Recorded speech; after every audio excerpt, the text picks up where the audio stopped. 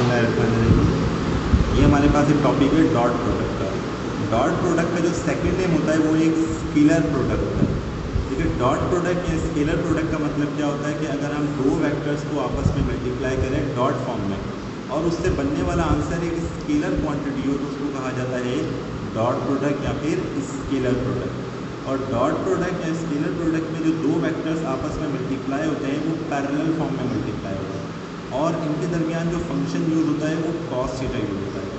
पहले हम क्या करेंगे, हम कम्यूटेटिव लॉ को यूज़ करेंगे इस डॉट प्रोडक्ट के ऊपर। कम्यूटेटिव लॉ में कम से कम दो वेक्टर्स को यूज़ किया जाता है। कम्यूटेटिव लॉ क्या बताता है कि अगर आप ए को बी से मल्टीप्लाई करो तो वो बराबर होगा कि हम बी को ए से मल्टीप्लाई करें। इसको देखो, ये मैथमेटिकली तौर पर प्रूफ है। अब वेक्टर्स की फॉर्म में हम इसको कैसे प्रूफ करेंगे, हमने पहले एक साइड ली, taking left hand side. Left hand side हमारे पास क्या है कि हम ए को बी से मल्टीप्लाई कर रहे हैं। ए को बी से मल्टीप्लाई करने का मतलब क्या है कि हमने यहाँ पे दो वेक्टर्स को प्लॉट किया, एक वेक्टर ए प्लॉट किया और एक वेक्टर बी प्लॉट किया। ए और बी आपस में पैरेलल नहीं है, यानी कि हमने इनके सिर्फ पैरेलल मल्टीप्लिकेशन के लिए क्या करेंगे, जो बी की शेडो बनेगा यानी बी की जो प्रोजेक्शन बनेगी, प्रोजेक्शन शेडो को कहा जाता है यानी साई को। तो देखिए बी का साया कहाँ बन रहा है, ए के ऊपर, जिसको हम कैसे लिखेंगे, पी ऑफ ए, यानी वेक्टर बी की प्रोजेक्शन वेक्टर ए के ऊपर। ए डॉट बी बराबर होगा ए, एक तो ओरिजिनल वेक्टर मल्टीप्लाई हो रहा है ए और बी का क्या मल्टीप्लाई हो रहा है, बी की प्रोजेक्शन मल्टीप्लाई हो रही है, तो जिसको हम क्या लिखेंगे, बी ऑफ ए। प्रोजेक्शन को सॉल्व करने का तरीक़ेकार क्या होता है, original vector with respect to the cross theta, और ये हो गई हमारे पास equation number 1। As it is अब हम राइट हैंड साइड को लेंगे और राइट हैंड साइड को सॉल्व करेंगे। राइट हैंड साइड क्या है कि हमारे पास वेक्टर बी मल्टीप्लाई होगा वेक्टर ए से, यानी वेक्टर अब बी मल्टीप्लाई हो रहा है ए से, पहले ए मल्टीप्लाई हो रहा था बी से। अब देखिए बी, ए की जो प्रोजेक्शन होगी वो बी पे बनेगी, जिसको हम क्या लिखेंगे, A of B. B dot A बराबर होगा एक तो ओरिजिनल वेक्टर बी और ए का साया बी के ऊपर। Projection of A on to the direction of B, इसे हम कैसे सॉल्व करेंगे, original vector A with respect to the cos theta. Alphabetic order में हम इसको रिप्लेस करेंगे, बी डॉट ए को ए डॉट बी में लिखेंगे। अब देखिए इक्वेशन नंबर 1 और इक्वेशन नंबर 2 की एक साइड बिल्कुल सिमिलर है, तो हम इसको कंपेयर करेंगे। कंपेयरिंग इक्वेशन 1 एंड 2, कंपेयर करने के नतीजे में ए डॉट बी बराबर हो जाएगा बी डॉट ए, तो प्रूफ हो जाएगा कि कम्यूटेटिव लॉ वैलिड हो जाएगा dot product. As it is जैसे कम्यूटेटिव लॉ होता है, इसका सेकंड लॉ होता है which is distributive law for dot product.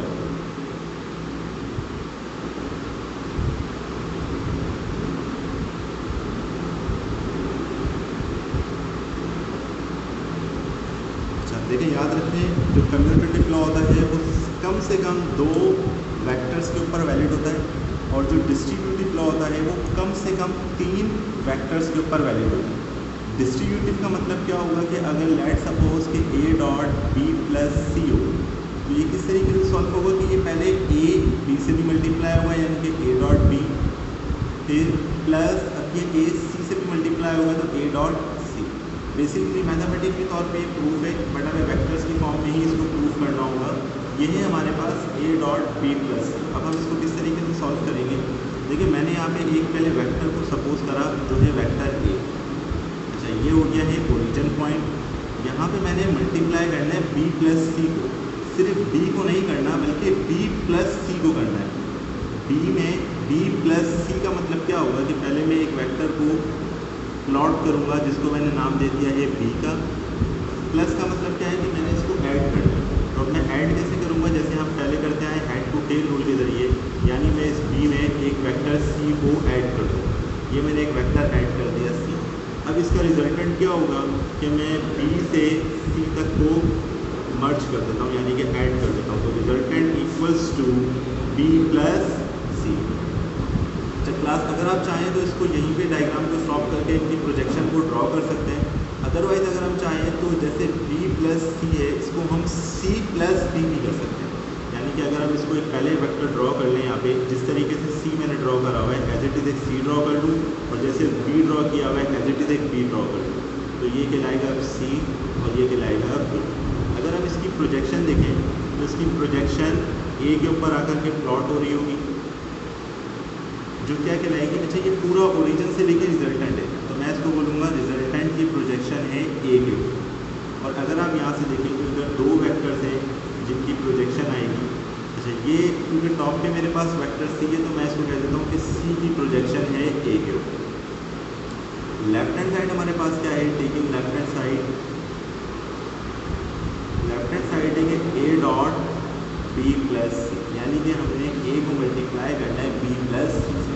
तो देखें ए डॉट बी प्लस सी, अगर मैं बी को सी में या सी को बी में ऐड करता हूँ तो वो पूरा किसके इक्वल हो रहा है, रिजल्टेंट के इक्वल हो रहा है।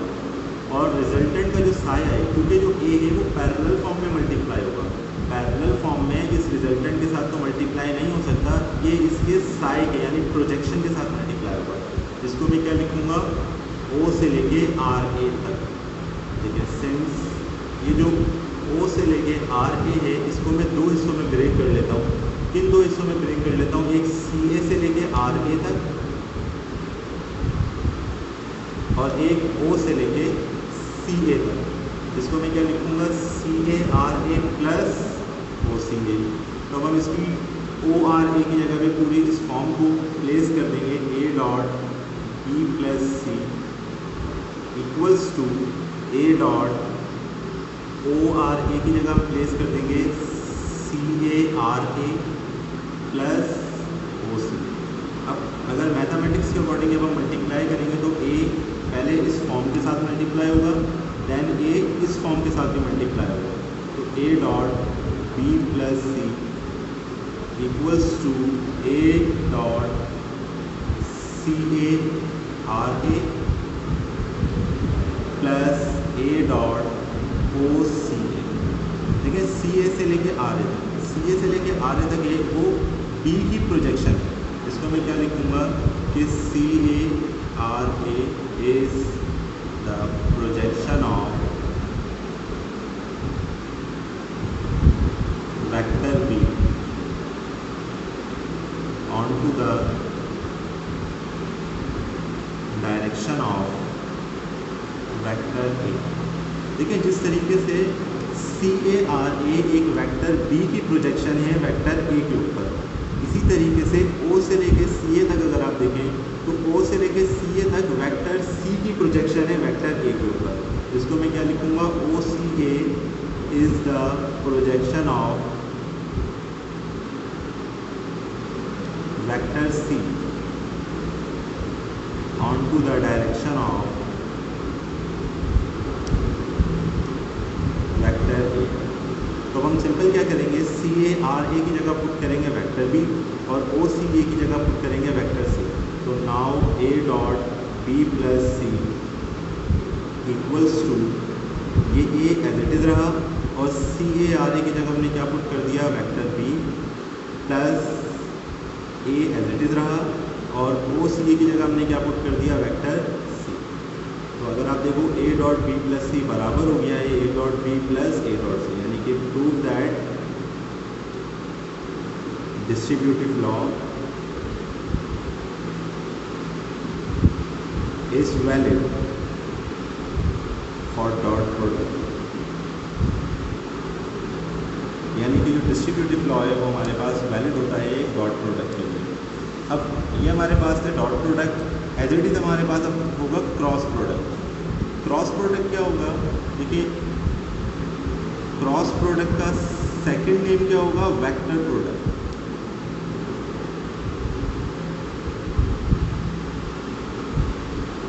जिस तरीके से डॉट प्रोडक्ट में होता था कि हम दो वेक्टर्स को मल्टीप्लाई करते थे तो उससे बनने वाला आंसर एक स्केलर आता था, इसी तरीके से क्रॉस प्रोडक्ट में क्या होगा कि अगर हम दो वेक्टर्स को क्रॉस फॉर्म में मल्टीप्लाई करें और उससे बनने वाला आंसर भी एक वेक्टर ही हो तो उसे हम क्या बोलेंगे, क्रॉस प्रोडक्ट या फिर वेक्टर प्रोडक्ट। क्रॉस प्रोडक्ट में जो मल्टीप्लिकेशन होती है वो एक परपेंडिकुलर मल्टीप्लिकेशन होती है और यहाँ जो फंक्शन यूज़ होता है वो कौन सा यूज़ होता है, साइन थीटा। इसी तरीके से जैसे हमने पहले डॉट प्रोडक्ट में कम्यूटेटिव लॉ को प्रूव किया था, इसी तरीके से अब हम कम्यूटेटिव लॉ को क्रॉस प्रोडक्ट के ऊपर भी वैलिड करेंगे। तो क्या कहलाएगा, commutative law for cross product. देखिए commutative law for cross product क्या बताता है कि अगर हम ए को बी से मल्टीप्लाई करें तो ये बराबर नहीं होगा कि हम बी को ए से मल्टीप्लाई करें। डॉट प्रोडक्ट में तो ये प्रूफ होता है कि ए को अगर हम बी से मल्टीप्लाई करें तो वो बराबर होता है बी को हम ए से मल्टीप्लाई करते हैं, लेकिन क्रॉस प्रोडक्ट या जिसको हम वेक्टर प्रोडक्ट भी कहते हैं उसमें ये प्रूफ नहीं होता कि अगर हम ए को बी से मल्टीप्लाई करें तो वो बराबर नहीं होता कि हम बी को ए से मल्टीप्लाई करें। जैसे टेकिंग लेफ्ट हैंड साइड हमारे पास है कि हम ए को बी से मल्टीप्लाई करें। अच्छा देखिए, जो क्रॉस प्रोडक्ट होता है वो हमेशा राइट हैंड रूल के ज़रिए मालूम किया जाता है। ये एक फिजिकल मेथड होता है, यानी मैं ए को बी से मल्टीप्लाई करता हूँ। लेट्स सपोज कि ये मेरे पास है एक वेक्टर ए और ये एक है वेक्टर बी। क्योंकि ये वेक्टर प्रोडक्ट है इसीलिए मैंने इसकी डायरेक्शन को भी परपेंडिकुलर बनाया, यानी 90 डिग्री का एंगल। अब हम इसको मल्टीप्लाई करेंगे, मैं ए को बी से मल्टीप्लाई कर रहा हूँ, तो जो एंगल की डायरेक्शन है वो ए से बी की तरफ आ रही है, क्योंकि एंगल हमेशा बनता है एंटी क्लॉकवाइज और उसी से डायरेक्शन पता चलेगी। यानी मैं ए को बी से मल्टीप्लाई कर रहा हूँ। क्रॉस प्रोडक्ट में राइट हैंड रूल के ज़रिए हम कैसे यूज़ करेंगे, यानी हम अपना राइट हैंड लेंगे और जहाँ से वेक्टर होगा उसको हम फिंगर्स को क्लोज करना शुरू करेंगे जिस तरफ वेक्टर आएगा, तो जो थंब होगा वो डायरेक्शन बताएगा। जैसे लेट सपोज मैं ए को अपनी फिंगर्स को राउंड करता हूँ बी की तरफ, तो जो मेरा थंब है वो डायरेक्शन बता रहा है कि वो एक अपवर्ड डायरेक्शन में आएगी। क्योंकि ये अपवर्ड डायरेक्शन में बना नहीं सकता तो हम क्या करेंगे, यहाँ पे एक सी बना देंगे जिसको हम बोलेंगे दैट इज़ वेक्टर सी। और ये क्या है, ये ए को बी से मल्टीप्लाई करेंगे तो उसका आंसर होगा, यानी ए को मल्टीप्लाई किया बी से तो उसका आंसर आ गया सी। अब हम यूज़ करेंगे right hand side. Right hand side क्या है कि हमने बी को मल्टीप्लाई करना है ए से। अब देखिए वेक्टर्स तो हमारे पास एज इट इज़ रहे, that is vector B and that is vector A. अब क्योंकि बी मल्टीप्लाई हो रहा है ए से, तो हम इसकी डायरेक्शन कैसे बनाएंगे कि वेक्टर बी से एंगल जाएगा वेक्टर ए की तरफ। अच्छा, अब क्योंकि वेक्टर बी है तो मैं अपनी फिंगर्स को बी की तरफ रखता हूँ और ए की तरफ क्लोज करता हूँ। तो अब मेरा थंब बता रहा है कि डायरेक्शन कहाँ जाएगी, डाउनवर्ड, जिसको हम यहाँ पे कुछ बना देते हैं एक एंगल डायरेक्शन और इसको नाम दे देते हैं डी। यानी कि बी को ए से मल्टीप्लाई किया तो उसका आंसर आया है डी। अगर आप देखो तो ए को बी से मल्टीप्लाई करके आंसर आ रहा था सी, लेकिन बी को ए से मल्टीप्लाई करके आंसर आया है डी। यानी कि ए को बी से मल्टीप्लाई करें तो वो बराबर नहीं होगा कि हम बी को ए से मल्टीप्लाई करें। अगर हम दोनों में से एक की, यानी कि अगर हम वेक्टर बी की डायरेक्शन को अपोजिट कर दें, यानी A B equals to minus B, यानी अगर हम बी को अपोजिट वेक्टर कर देते हैं, अपोजिट वेक्टर कैसे होगा कि इसकी डायरेक्शन अभी है अपवर्ड, तो हम इसकी डायरेक्शन को कर देते हैं downward and then vector A. अब अगर मैं माइनस बी से ए को मल्टीप्लाई करूँ तो अब देखिएगा ये मैंने अपोजिट डायरेक्शन में माइनस बी रखा, माइनस बी की तरफ से जब मैं फिंगर को क्लोज करूँगा ए की तरफ, तो अब हम वापस कहाँ आ जाएगा, सी की तरफ, यानी minus B multiply by A equals to vector C. अगर हम ए को बी से मल्टीप्लाई करें तो वो बराबर होगा अगर बी को नेगेटिव यानी कि अपोजिट वेक्टर कर दें, तो यहाँ से हमारे पास कम्यूटेटिव लॉ प्रूफ होगा अगर वो अपोजिट वेक्टर हो जाए। लेकिन अगर वो अपोजिट वेक्टर नहीं होता